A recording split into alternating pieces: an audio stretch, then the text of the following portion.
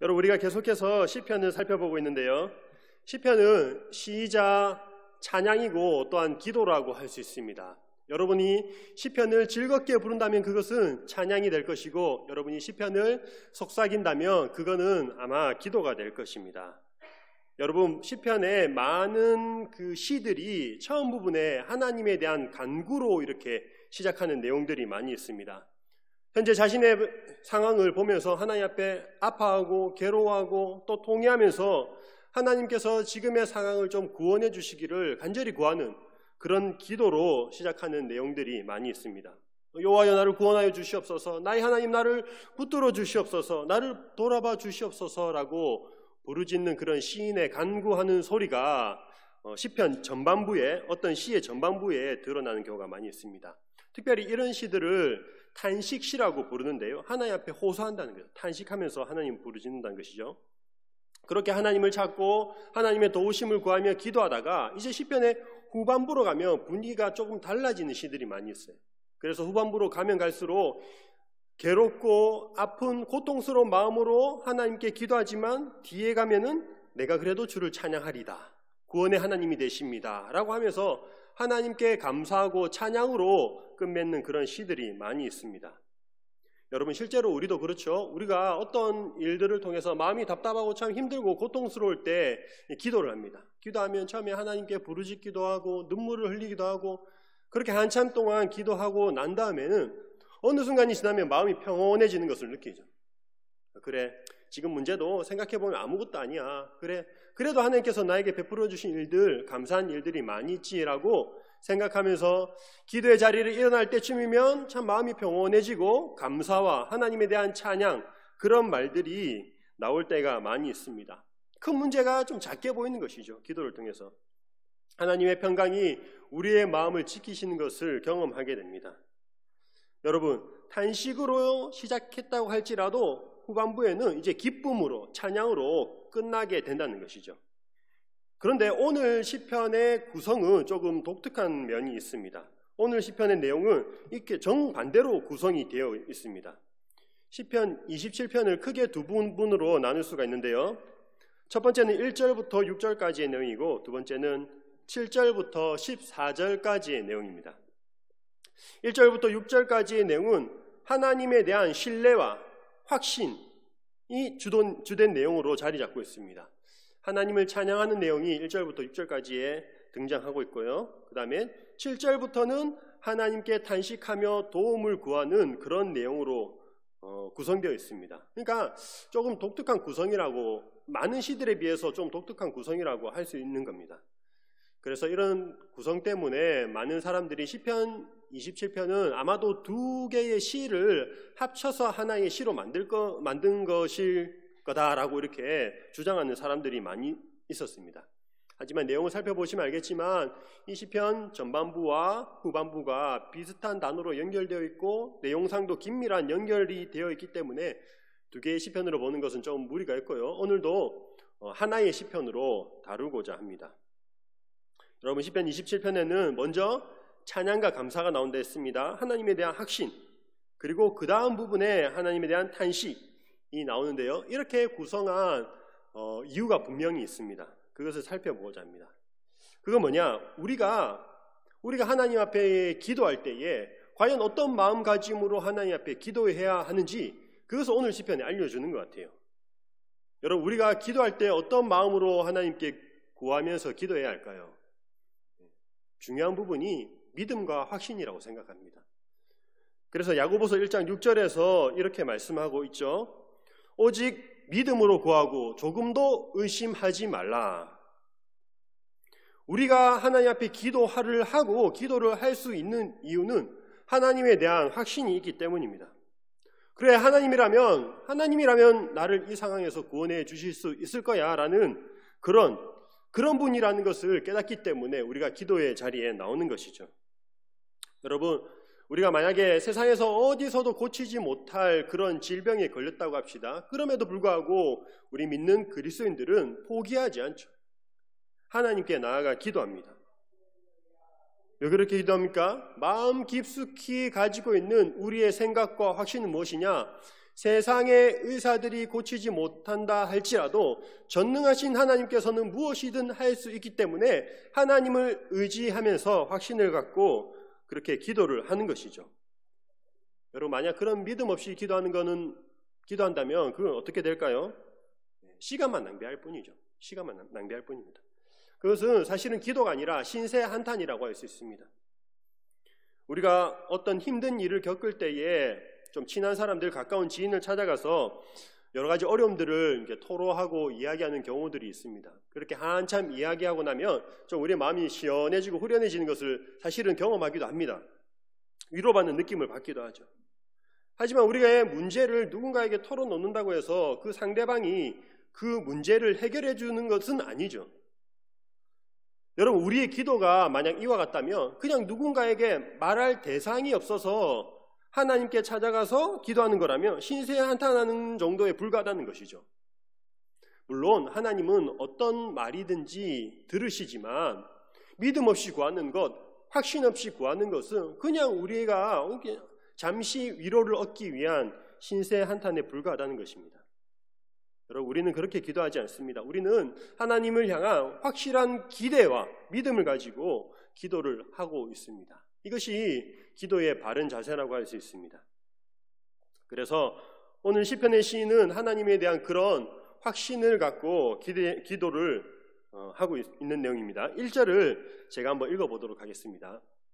여호와는 나의 빛이요 나의 구원이시니 내가 누구를 두려워하리요? 여호와는 내 생명의 능력이시니 내가 누구를 무서워하리요? 여러분, 시인이 생각하는 하나님, 여호와는 어떤 모습으로 묘사되고 있습니까? 1절에 보시면 총 3가지로 구분할 수 있을 것 같습니다. 여호와는 빛이시다, 구원이시다, 생명의 능력이시다 라고 3가지로 이렇게 표현하고 있습니다. 여러분, 빛이 있는 곳엔 어둠이 함께 할 수 없습니다. 어둠의 특징은 두려움이라고 할 수 있겠죠. 어둠은 두려움을 몰고 옵니다. 제가 신학대학원에 다닐 때에 학교 과정 중에 하나가 봉사활동을 하는 그런 과정이 있었습니다. 그래서 저는 그 학교 근처에 있던 시각장애인 복지관에 갔었습니다. 시각장애인들이 함께 생활하고 있는 곳이었는데요. 그곳에서 뭐 여러 가지 일들도 하고 관리하시는 분이 이곳까지 오셨으니까 한번 체험을 해보는 게 어떻겠느냐. 그래서 시각장애인이 되는 체험을 한번 잠깐 해본 적이 있습니다. 그래서 눈을 가리고 지팡이를 짚고 어떤 일정한 거리를 돌아오는 그런 경험을 했었는데요. 눈에 아무것도 보이지 않으니 이게 찾아오는 것은 두려움이더라고요.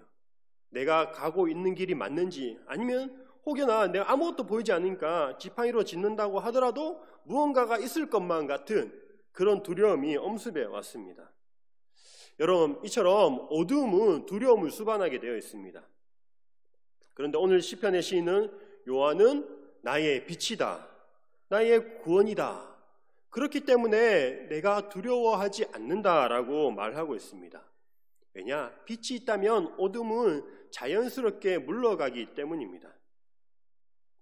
또 하나님 어떻게 표현하고 있습니까? 생명의 능력이다 라고 표현을 하고 있습니다. 사실 이 생명의 능력이라고 되어 있지만 이 원어적인 의미로는 내 생명의 피난처, 요새라는 그런 뜻이 있습니다. 그러니까 하나님만이 나의 생명을 결정지을 수 있는, 나의 생명을 보호하시는 그런 분이라는 것을 표현을 하고 있다는 것이죠. 1절에서 여호와는 나의 빛, 나의 구원, 내 생명의 능력이라고 이렇게 말씀을 하고 있는데요. 여호와는 나의 빛이다, 구원이다, 생명의 능력이다 라고 말하지 않고 그 각 단어마다 개별적으로 3번이나 여호와는 나의 빛이다, 나의 구원이다, 나의 생명의 능력이다라고 나의라는 이 말을 3번이나 반복해서 사용하는 것을 볼 수 있는데요. 이 시인이 얼마나 하나님과 친밀한 관계에 있는지, 그리고 이 시인이 얼마나 하나님을 나의 하나님으로 여기고 그렇게 하나님을 믿고 있는지, 또한 이 하나님께서, 나의 하나님이 되신 하나님께서 나를 도우실 것이라는 그런 확신 가운데 있는 것이라는 것을 보여주는 단어라고 할 수 있습니다. 여러분, 우리가 살아가면서 사실은 많은 두려움을 안고 살아가고 있습니다. 부모님들은 항상 자녀에 대한 걱정이 있는 것 같아요. 저희 어머니도 권사님이신데요, 저에 대한 걱정을 많이 하십니다. 밥 좀 잘 먹고 다녀라. 여러분, 잘 먹고 있습니다. 차 조심해라. 다 컸는데 운전 조심해라. 그래서 그런 말씀을 많이 하시는데요, 그 말을 저도 제 어린 자녀한테 똑같이 이야기를 합니다. 밥 좀 많이 먹어, 차 조심해야 돼, 이런 말을 똑같이 하고 있습니다. 부모님은 자녀의 나이가 많든 적든 간에 그런 걱정을 가지고 있는 것 같습니다. 또한 우리는 미래에 대한, 아직 다가오지 않은 일들에 대한 두려움을 가지고 살아가고 있습니다.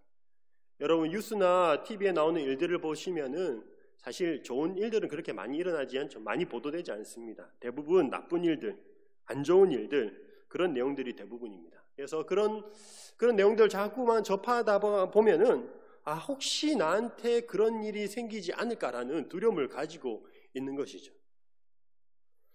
우리 몸에 나이가 들면서 어떤 부분이 좋지 않으면 미리 앞서서 걱정하는 경우들이 많이 있습니다. 혹시 큰 병은 아닐까?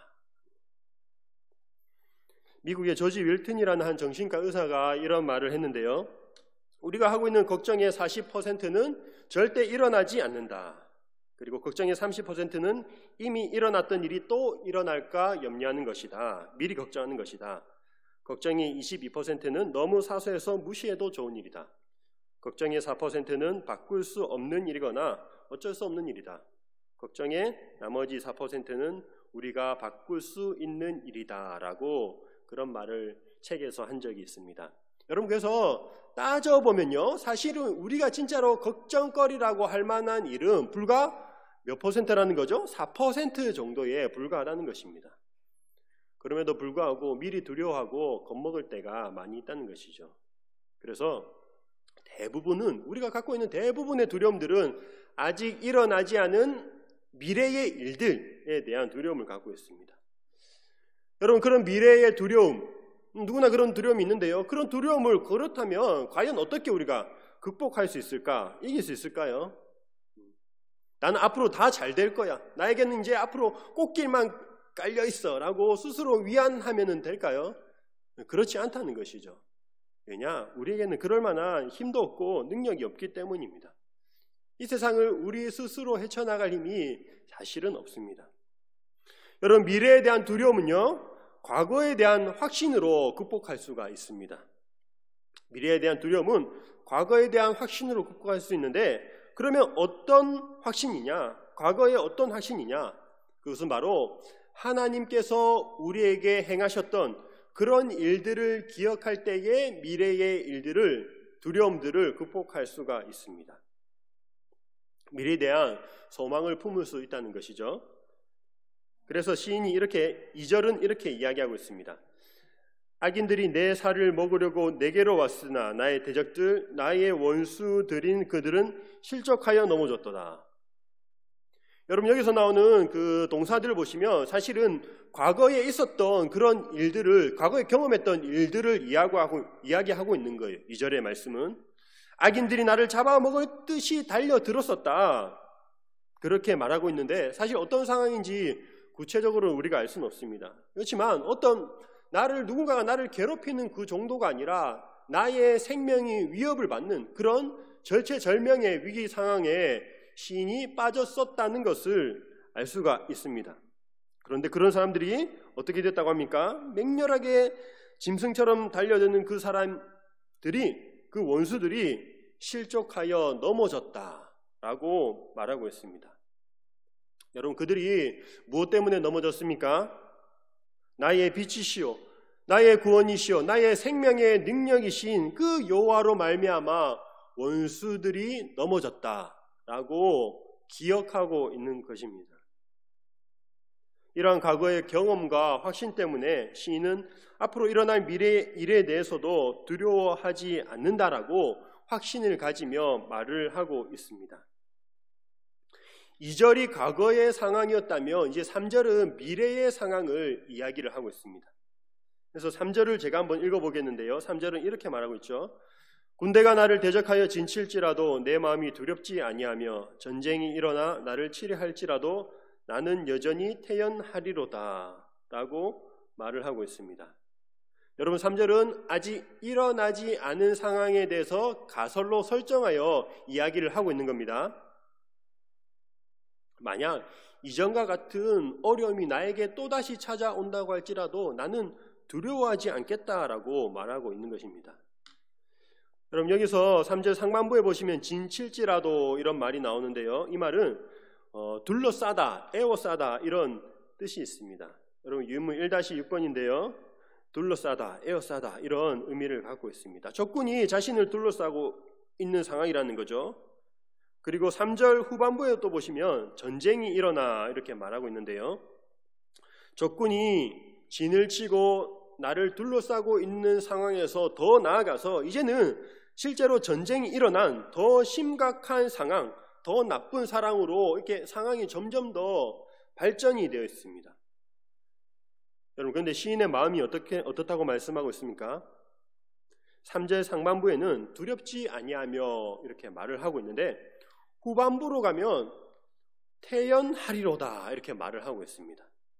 상황은 진을 치는 에워싸는 상황에서 전쟁이 일어나는 상황으로 더 악화되었지만 이 시인의 마음은 두렵지 아니하는 마음에서 오히려 태연한 그 마음은 조금 더 변하지 않는 정도가 아니라 오히려 더 평안한 모습으로 바뀐다고 이야기를 하고 있는 것이죠.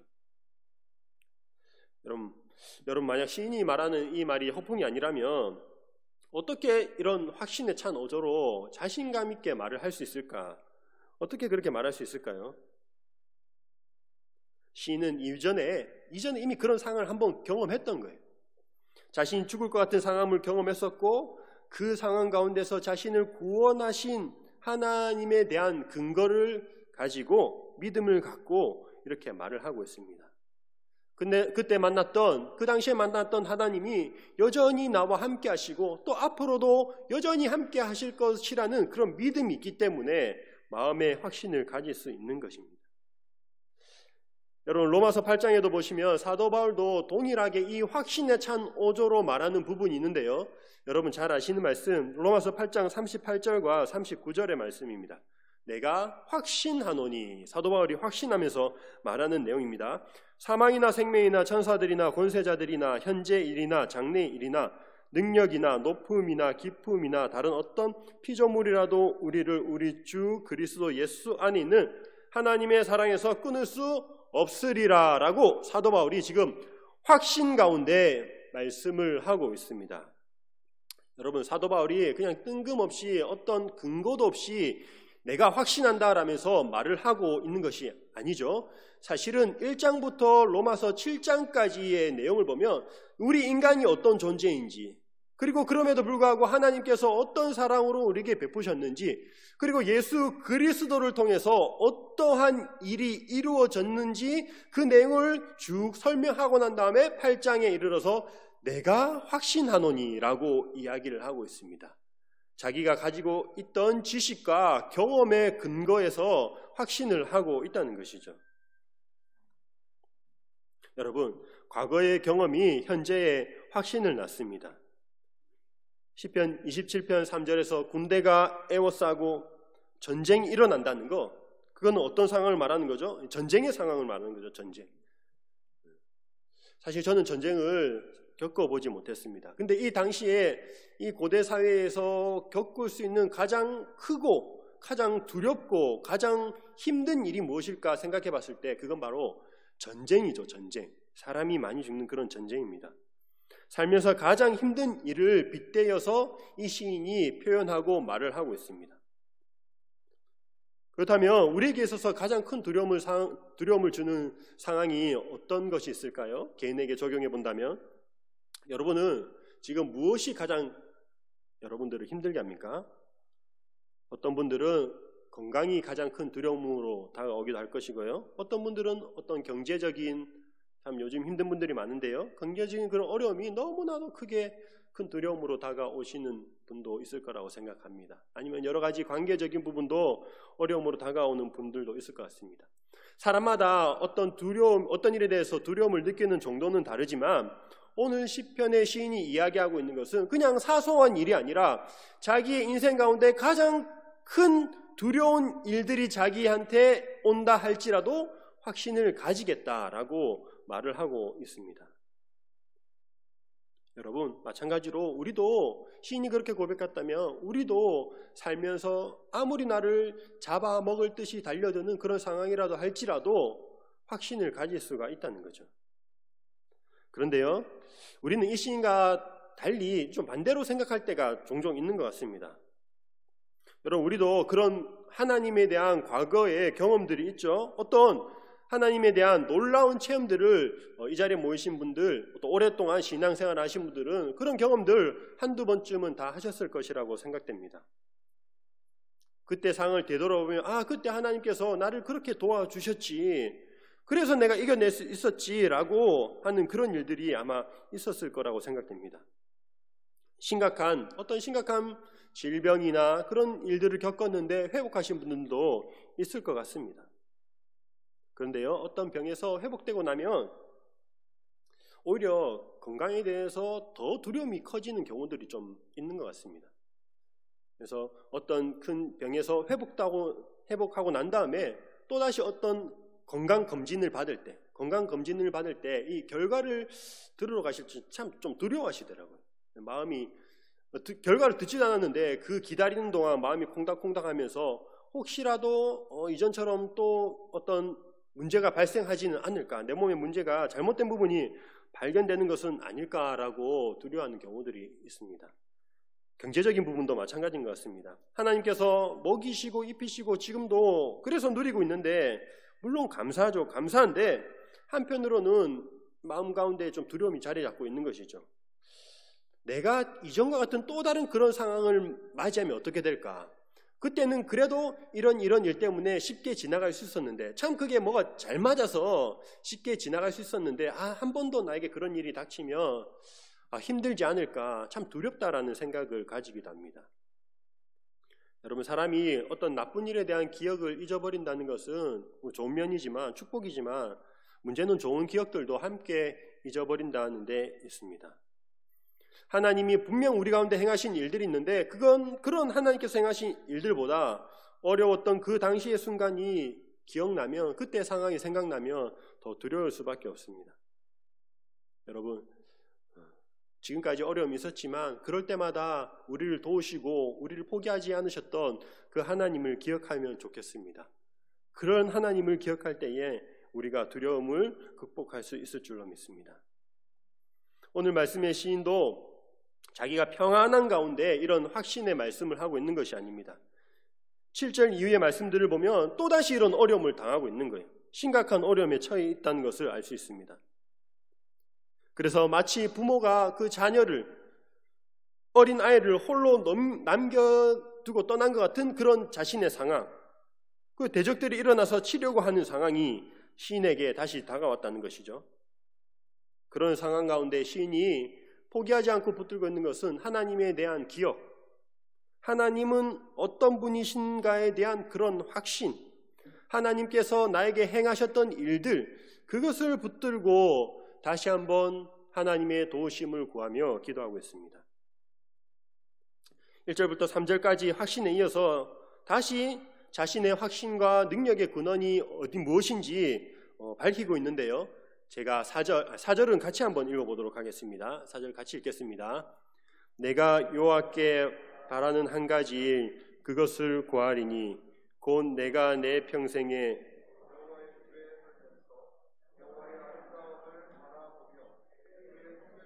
사모하는 그것이라. 아멘.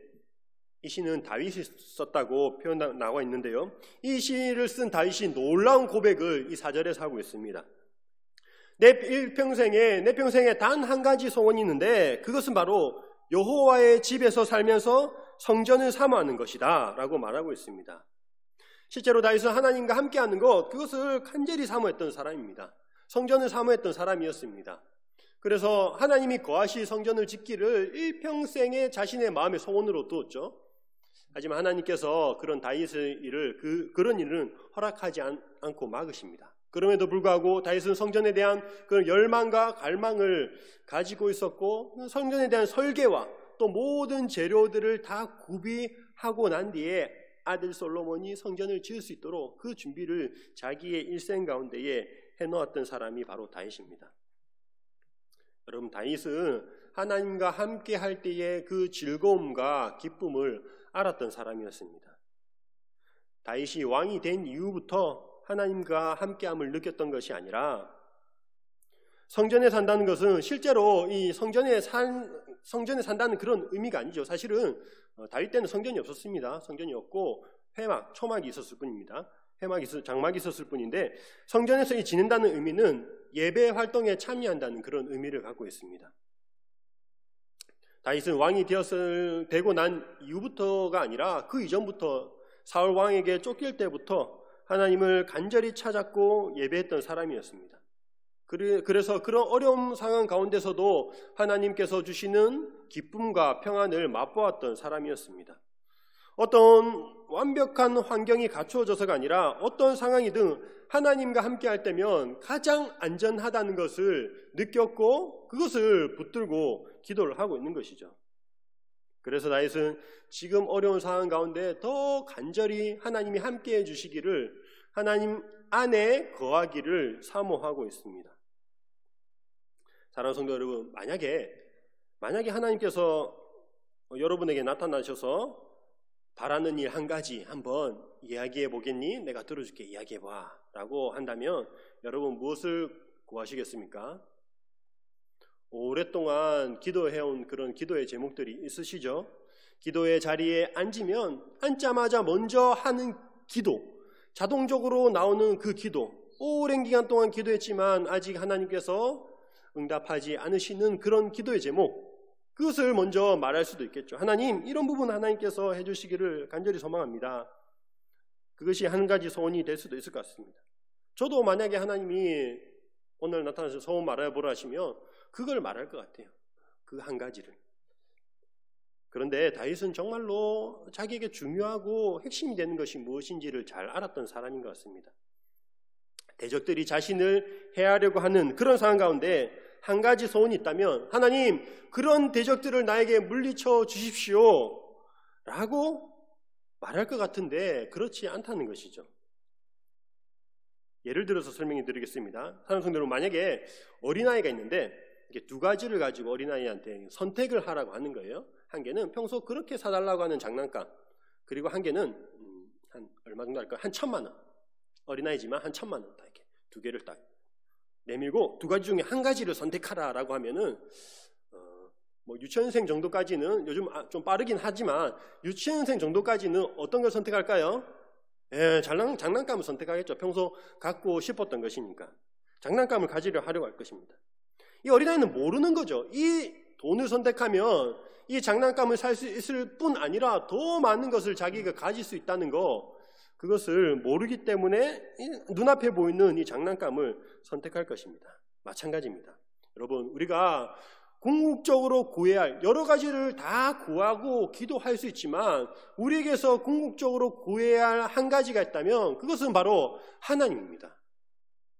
우리에게 가장 필요한 분 하나님이고, 하나님 한 분이면 충분할 줄로 믿습니다. 우리는 생각하죠. 하나님, 나에게 있는 그 한 가지 소원, 내가 기도하는 그 기도의 제목, 그것만 해결되면 정말로 마음이 편안할 것 같습니다. 정말 아무 걱정 없이, 이 세상에 아무 걱정 없이 내가 기도 다 좋은데 그거 하나만 지금 걸리는데 그것만 해결되면 괜찮을 것 같습니다 라고 생각하지만, 여러분 많이 경험해 보셨겠지만 아닙니다. 얼마 못 가서 또 더 큰 일이 발생하고 또 문제가 발생하게 되어 있습니다. 파도처럼 어려운 일들은 계속해서 우리 앞에 나타나는 거예요. 조금 작은 것도 있고 조금 큰 것도 있지만 이 정도면 이제 됐다라고 생각하는데 어김없이 또 다른 어려움이 우리 앞에 나타나는 상황들이 발생할 겁니다. 상황은 계속해서 변한다는 것이죠. 하지만 우리가 변하지 않을 것을 붙들어야 되는데, 변하지 않는 것이 있다면 변하지 않는 하나님이라는 사실입니다. 여러분, 하나님이 함께 하신다면 모든 것이 가능합니다. 형편과 상황과 다윗이 굴에 있든지 궁전에 있든지 악인에 둘러싸여 있든지 평안하게 누워 있든지 어떤 상황과 상관없이 하나님과 함께할 때가 가장 안전하고 즐겁다는 것을 다윗이 경험을 했다는 것입니다. 여러분, 제가 이제 막 그 교회를 신앙생활을 하기 시작한 청년과 이렇게 성경 공부를 했는데요. 성경 공부를 하면서 이렇게 말을 했습니다. 예수님을 믿어도 고난이 있다, 어려움이 있다라고 말했습니다. 또한 예수님을 믿으면서 당하는 그런 고난과 어려움도 있다고 설명을 했습니다. 그렇지만 우리 믿는 자들은 천국에 대한 확신이 있기 때문에 그런 어려움들을 인내하며 소망하며 이 세상을 살아갈 수 있습니다라고 말했습니다. 여러분, 우리는 이렇게 좀 신앙이 생활을 오래 하신 분들 이런 말을 들으시면 아멘 하고 마음에 다 받아들여지시죠? 그 청년이 이렇게 물어보는 거예요. 청년에 가면 뭐가 좋은데요? 천국에 가면 뭐가 그렇게 좋길래 이 땅에서 이렇게 고생을 하면서 살아야 됩니까? 어떤 그 어려움을 견딜 만한 어떤 좋은 것이 있는지 궁금했습니다. 여러분, 만약에 여러분 주변에 믿지 않는 분들 아니면 초신자분들이 그렇게 물어오신다면 어떤 것을 설명할 것 같습니까? 천국에는 금은보화가 가득합니다. 그래서 어디 가나 반짝반짝 다 빛나고, 그거 아니겠죠? 만약에 천국이 금은보화로 보석으로 되어 있다면 아마 선글라스를 다 끼고 다녀야 되지 않을까? 마스크 대신 선글라스 다 끼고 다녀야 되지 않을까? 한두 번이 좋은 거죠, 맞죠? 그런 모습은 아닐 것 같습니다. 그 청년이 물어봤을 때 제가 이렇게 대답했습니다. 천국은 하나님이 계시기 때문에 좋은 곳입니다.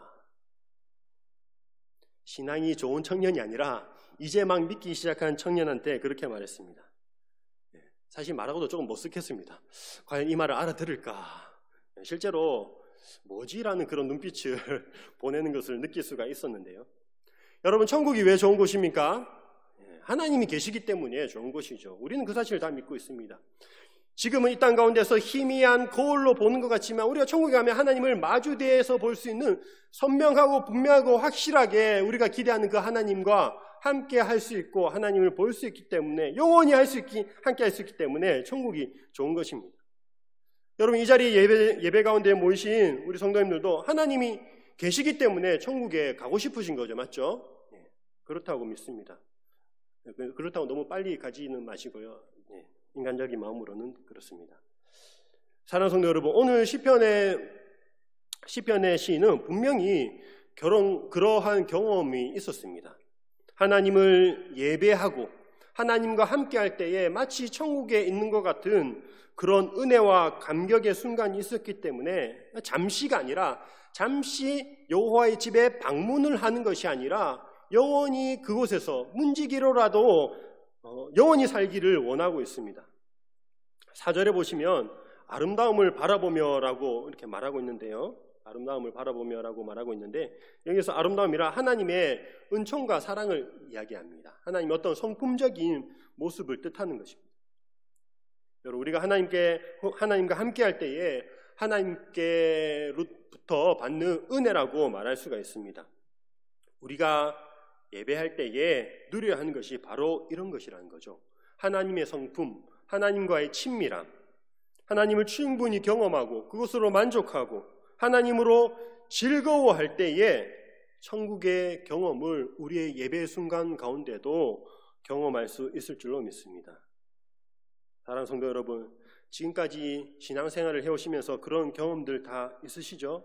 정말 지금 이 순간 내가 당장 죽어도 여한이 없을 만큼 그 하나님으로 인해서 충만한 은혜에 충만한 그런 경험들이 있었을 것 같습니다. 여기 계신 분들보다 제가 많이 어리지만 저에게도 그런 경험들이 있었습니다. 대학생 시절에 선교단체에 있었는데요. 선교단체 수련회를 하면 보통 한 1주간 아니면 2주간 그렇게 수련회를 했습니다. 어떤 특별한 프로그램이 있는 것이 아니라 매일 일어나면 큐티하고 강의 듣고 밥 먹고 성경 공부하고 저녁에 집회하고 그렇게 일주일 동안 보냈는데요. 그 시간이 너무나도 좋은 거예요. 오로지 그냥 하나님만 생각하고 하루 종일 보낸다는 것이 너무 행복하고 좋았습니다. 가끔씩 여름에 교회에서 단기 선교를 갈 때도 그랬습니다. 동떨어진 곳에서 그 낯선 곳에서 하나님만 생각하며 지낼 수 있는 그 시간들, 집중할 수 있는 그 시간들이 너무나도 행복했습니다. 여러분, 그러한 경험들을 떠올려 보면 그 순간은 나의 어떤 생각과 생활이 아주 단순해지는 순간인 것 같아요.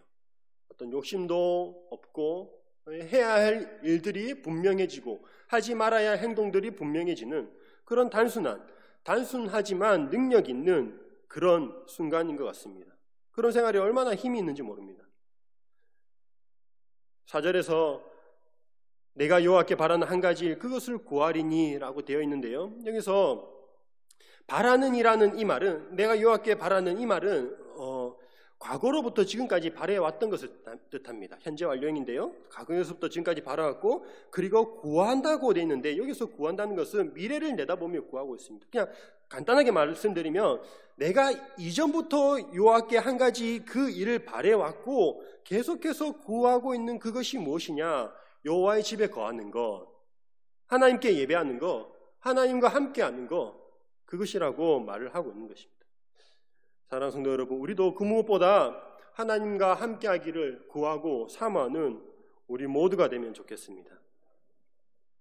여러분, 1절부터 6절까지가 하나님에 대한 그런 확신, 믿음을 말하고 있다면 7절부터는 이제 간구와 기도가 나타나고 있는데요, 제가 7절과 8절을 연속해서 읽어보도록 하겠습니다.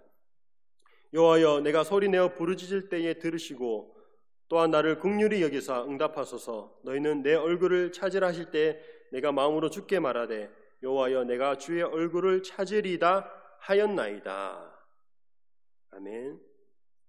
여러분, 소리내어 하나님께 부르짖는다는 말은 실제로 큰 소리를 낸다기 그런 의미보다는 그만큼 절박하게 계속해서 하나님께 애원하며 기도하고 있다는 뜻이라고 생각하면 될 것 같습니다. 그리고 8절에서 여호와께 얼굴을 찾는다, 얼굴을 구한다, 이 말은 하나님의 여호와의 은혜를 구한다는 그런 의미를 갖고 있습니다. 9절을 계속해서 읽어보겠습니다. 주의 얼굴을 내게서 숨기지 마시고 주의 종을 놓아여 버리지 마소서. 주는 나의 도움이 되셨나이다. 나의 구원의 하나님이시여 나를 버리지 마시고 떠나지 마소서. 여러분, 유인물 3-3번 보시면 4개의 부정적 요청을 사용함 이렇게 되어 있는데요, 숨기지 마시고 버리지 마소서, 버리지 마시고 떠나지 마소서라고 이 4번이나 비슷한 말을 반복해서 사용하며 간청하고 있습니다. 그것은 무슨 말이냐? 주의 성전에 거하면서 항상 하나님과 함께하는 것이 자신의 가장 큰 소원이었다면, 자신이 가장 두려워하는 것은 어떤 악인들이 나의 생명을 해하려고 하는 그런 것이 아니라 하나님이 자신에게서 떠나시는 것, 자신을 버리는 것, 그것이라는 것을 시인이 알고 있기 때문에 하나님께 그렇게 간청하고 있습니다. 그래서 10절에서 이렇게 말하고 있죠. 내 부모는 나를 버렸으나 여호와는 나를 영접하시리이다. 이 말은요, 실제로 이 시인의 부모가 다윗을 버렸다라고 말하기보다는 어떤 비유인 것 같습니다. 세상에서 가장 큰 사랑이 부모님의 사랑인데, 설령 부모와 자녀 간의 사랑, 그 설령 부모가 자녀를 버린다고 할지라도 하나님은 그런 분이 아니라는 것, 그 얼마나 하나님의 사랑이 큰지 끊을 수 없는지에 대한 설명하기 위해서 이렇게 말을 하고 있습니다. 여러분, 예전에 제가 어떤 TV에 나오는 공익 광고를 보았는데 참 잊혀지지 않는 그런 광고의 내용이 있습니다. 뭐였냐면, 찾아보니까 찾기가 좀 힘들어서 기억을 더듬면서 생각해 봤는데요, 터미널에, 어떤 버스 터미널에 엄마가 아이를 버려두고 간 거예요. 어린아이, 유치원생 정도 되는 걸 놔두면서 엄마 곧 돌아올게 라고 하면서 아이를 놔두고 이제 떠나갔습니다. 아이는 계속 기다렸습니다. 그 자리에서 계속 기다렸는데 이제 엄마가 돌아오지 않는 거예요. 계속 기다렸는데 엄마가 돌아오지 않자 이 아이가 생각하기를 이렇게 생각했다는 거예요. 내가 과연 뭘 잘못했을까? 내가 뭘 잘못했길래 엄마가 나를 떠나갔지?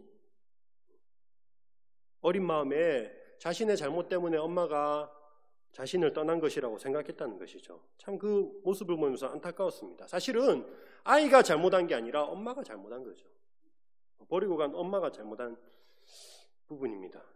실제로 그런 일들이 일어나고 있습니다. 그런데 사실 오죽했으면 그렇겠습니까? 생활이 너무 힘들거나 어떤 사정이 있었겠죠.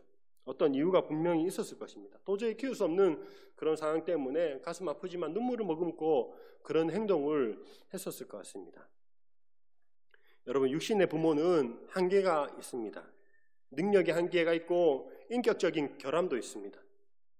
세상에서 가장 큰 사랑이 부모와 자녀 간의 사랑이지만 그 능력의 한계 때문에, 연약함 때문에 간혹 자녀를 버리는 일도 발생합니다. 하지만 걱정할 필요 없는 것이 하나님의 능력은 무한하시기 때문에, 능력에 제한이 없으신 분이기 때문에 하나님에게는 어쩔 수 없는 상황이라는 것이 없다는 것이죠. 하나님께서 능력이 없어서 우리를 버리는 일 없습니다. 하나님의 사랑은 완전한 사랑이고 그렇기 때문에 완전함으로 행하실 수 있는 분이 하나님이신 줄을 믿으시기 바랍니다. 사랑하는 성도 여러분, 간혹 하나님 아버지 교회에서 이렇게 부르니까 하나님을 아버지라고 부르는 것에 대해서 좀 부담을 갖는 그런 사람들도 있는 것 같아요. 어린 시절 아버지로부터 받은 상처들, 아버지를 미워하는 그런 감정들 때문에 하나님 아버지로 부르는 것이 참 꺼려진다는 그런 사람들도 있는 것 같습니다. 여러분, 하나님께서 하나님을 아버지라고 부르라고 하신 것은 육신의 아버지를 생각해서 하나님을 아버지로 바라보라는 것이 아니라 반대로 이 땅 가운데의 진정한 아버지의 모습이 어떠한 모습이어야 하는지를 하나님 아버지를 통해서 보여주시는 것이죠. 완전한 아버지의 사랑이 이러한 모습이라는 것을 나타내 보이시는 것입니다. 사랑하는 자녀를 절대로 떠나지 않으시고 버리지 않으시고, 그렇기 때문에 그런 하나님 아버지께 우리가 아버지라 부르며 호소를 할 수가 있는 것입니다.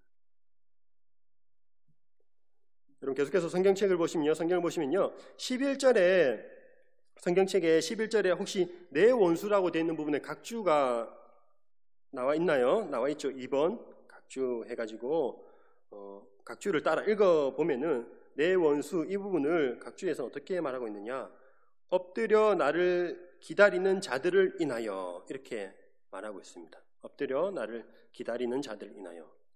여기서요, 이 원수라는 단어가 영어로는 watcher, 지켜보는 자들이라는 그런 의미가 있습니다. 이 원수들이 내가 무슨 잘못을 하기만 해봐라, 약점을 잡히기만 해봐라 라고 하면서 이 감시의 눈으로 지켜보고 있는 상황이라는 거죠. 죄를 뒤집어 씌우고 약점을 잡기 위해서 숨어서 잡으려고 하는 그런 모습입니다. 그런 원수와는 다르게 하나님은 우리를 보호하시기 위해서 지켜보시는 분이죠. 우리가 하나님을 찾는 이유는 하나님께서 우리 삶에 오셔서 간섭하시고 개입하시고 지켜봐 주시고 그렇게 하기를 원한다는 의미입니다. 시인은 하나님이 자신에게 어떠한 분인지, 그리고 하나님만이 나의 구원이 되신다는 그 사실을 잘 알고 있었습니다. 그리고 그 확신에 의지하여서, 그 과거의 확신에 의지하여서 지금 상황에서도 자신을 건져내 주시기를 간절히 기도하고 있습니다. 13절에서도 그와 같은 내용들을 말하고 있는데요.